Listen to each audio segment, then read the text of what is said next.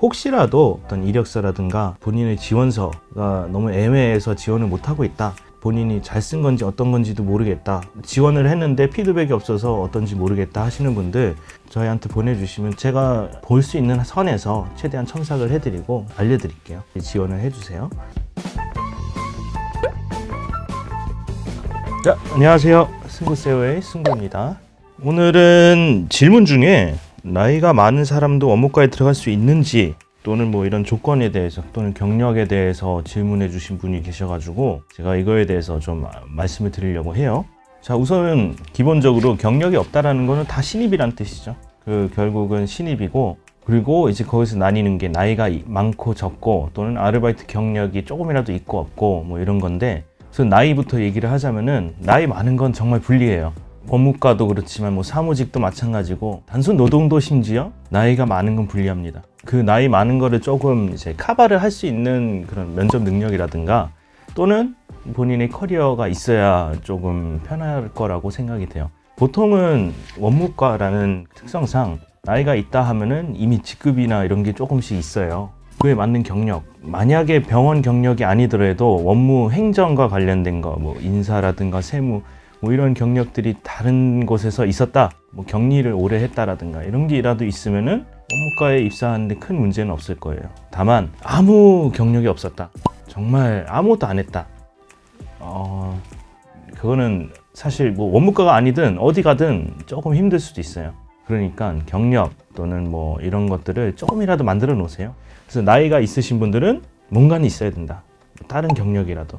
혹시 그러면 몇 살 정도까지가 괜찮은 나이? 보통 이제 이런 말을 하기 좀 그렇지만, 병원에서 면접을 볼 때 또는 이력서가 들어왔을 때 나이가 많다의 기준을 평균적으로 35살 이상이면 나이가 많은 걸로 쳐요. 40 또는 50세이신 분들도 이렇게 지원을 해주시는데, 사실상 그런 분들 이력서를 보게 되면은 열심히 써주시지만 경력이 없거나 하시는 분들은 또 이력서에 내용이 아예 없는 경우가 많아요. 어떻게 살아왔고 이런 얘기만 하시는데 사실 그런 건 필요가 없죠. 35살 이상이 되면은 조금 힘들어지기 시작한다. 35살 되기 전에 1년이라도 아니면 뭐 아르바이트라도 하세요. 아르바이트. 뭐 병원에서 보면은 특히나 겨울철에는 아르바이트를 많이 뽑거든요. 그냥 단순하게 환자 안내하는 아르바이트도 많기 때문에 그런 거라도 경력이 있으면은 환자 응대 서비스 능력으로 쳐주기 때문에 만들어 놓으시는 게 좋을 것 같습니다.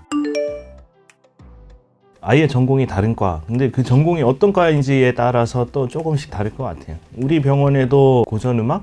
아무튼 좀 전공한 친구가 있는데, 그 친구도 결국은 일을 하고 있어요. 본인이 처음에 면접을 볼 때 그만한 하고 싶다라는 포부를 보여줬고, 그리고 오랫동안 있을 거라는 확신을 줬어요. 그렇기 때문에 저희가 채용을 했고, 마찬가지로 전공이 다르더라도 여기서 일을 충분히 할 수 있다라는 능력만 입증이 되고, 성격이라든가 이 병원하고 맞는지 이런 게 제일 중요하기 때문에 거기서 잘 하셔야죠. 보통 아르바이트는 서비스직을 많이 하겠죠. 만약에라도 그 아르바이트 경력이 서비스직이면은 원무과 접수 또는 수납을 할 수 있기 때문에 아예 뭐 뽑힐 확률이 제로다라는 그런 거는 아니고요. 뽑힐 확률이 어떻게 보면은 아예 아무것도 안 한 사람, 정말 생으로 뭐 아무것도 안 하고 온 사람보다는 훨씬 더 많은 점수를 받겠죠. 그리고 그 외의 아르바이트, 혹시라도 뭐 사무직 뭐 이런 걸 했다 하더라도 격리 업무를 했을 거 아니에요? 아르바이트면은 보통은 뭐 인쇄하거나 뭐 복사 그런 걸 했을 거기 때문에 원무과에서는 그런 일들이 엄청 많아요. 서류가 정말 많거든요. 환자들 서류가. 할 수 있는 일은 많다. 그렇기 때문에 그런 아르바이트 경력이 많을수록 오히려 원무과에 입사가 조금 더 잘 될 거다. 아무것도 없는 사람보단. 그 대신에 짧으면 도움이 안 돼요? 치킨집, 서빙 이런 것도 괜찮아요? 그렇지. 요즘 사실 배달이 너무 많아가지고 배달이 아니고서는 서빙이나 뭐 홀 또는 주방이어도 훨씬 더 나을 거라고 봐요. 그럼 혹시 짧게 아르바이트 많이 하는 사람? 짧게 많이 했더라도 그거를 입증하면 돼요. 면접 자리 가가지고 왜 짧게 했냐?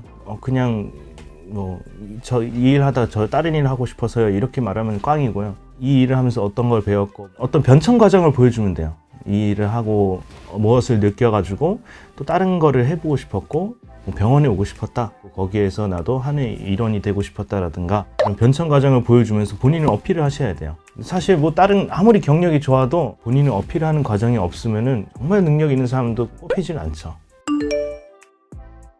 뭐 이전에도 제가 설명드리긴 했지만 무경력이고 전공도 아니고 해가지고 병원에 오고 싶다 그러면은 최소한도 병원 코디네이터나 단순한 자격증들이 있어요. 병원 코디네이터가 사설도 있고 공인도 있는데 사설이라도 따세요. 인터넷에서 영상만 몇 개 보고 시험 하나 보고 하면은 바로 자격증 날라오거든요. 몇 주 안 걸려요. 해놓으시는 게 조금 그래도 성의 있어 보이죠. 병원 측에서도 마찬가지로 이 사람을 뽑았다라는 핑계를 줄 수 있죠. 아르바이트 아까 말한 것처럼 뭐 혹시라도 병원을 아르바이트 할 기회가 생기면은 한번 해보세요. 그래서 그 아르바이트 경력을 이력서에 써놓을 수 있는 정도가 되셔야 그래도 병원에서는 그 아르바이트를 경력으로 쳐주니까 그것도 좋은 경력이 될 거예요. 혹시 그러면 병원에서 아예 아르바이트를 따로 뽑나요? 아르바이트 뽑는 경우 많죠. 근데 다만 병원은 병원 구직 사이트가 따로 있어요. 그런 곳에서 잘 참고를 하셔가지고 아르바이트를 좀 해보시면 될 것 같아요. 아르바이트 중에서도 좀 잘 아셔야 되는 거는 전문직 아르바이트가 있고 안내라든가 단순 업무에 관련된 알바도 많기 때문에 그쪽을 지원해 주셔야 돼요. 지원서에 이력서에 본인을 진짜 제대로 어필할 수 있는 소설을 써야죠. 뽑는 입장에서는 사실 그렇게 좋은 건 아니지만 너무 솔직한 거는 절대로 안 돼요. 가끔 보면은 이력서에 본인 단점을 쓰는 사람들이 있는데 그러지 마세요. 장점만 쓰시고 좋은 것들만 쓰세요. 좋은 것들만. 그래서 아무 경력도 없고 아무것도 없다. 앞으로 저희가 자격증이라도 따겠다라는 의지를 이력서에 꼭 넣으세요. 면접. 이력서에 있는 거를 이제 면접에서 어떻게 풀이하느냐에 따라죠. 이력서에서 글을 정말 잘 썼다. 그러면 면접 가가지고 그 부분에 대해서 틀림이 없어야죠. 면접관은 그 이력서를 보고 궁금한 것들을 물어보기 마련이에요. 성격이라든가 조직에 어울릴 수 있는지 그리고 어떤 특정 업무에 대해서 할 수 있는 능력이 되는지를 물어보는데 빨리 배울 수 있다를 어필하셔야 돼요. 빨리 배울 수 있다. 남들 2주 동안 할 거 나는 3일이면 된다 라는 형태의 그런 배움이 빠르다라는 걸 어필하셔야 돼요. 그런데 라는 말이 들어가면 안 되고요. 말 많은 것도 그렇게 좋진 않습니다. 특히 원무과 쪽에서는 말 많은 사람보다도 상대의 말을 잘 듣고 그걸 대응을 잘하는 사람이 중요하기 때문에 면접관이 의도하는 것 또는 물어보는 거를 정말 잘 파악을 빨리빨리 하셔야 돼요. 그러니까 자기 부정적인 것, 본인의 단점 절대 얘기하지 마시고 면접관의 의도를 빨리 파악할 것. 아무튼 오늘은 여기까지 할 거고요. 좋아요 한번 눌러주시고 댓글도 많이 부탁드리겠습니다. 감사합니다.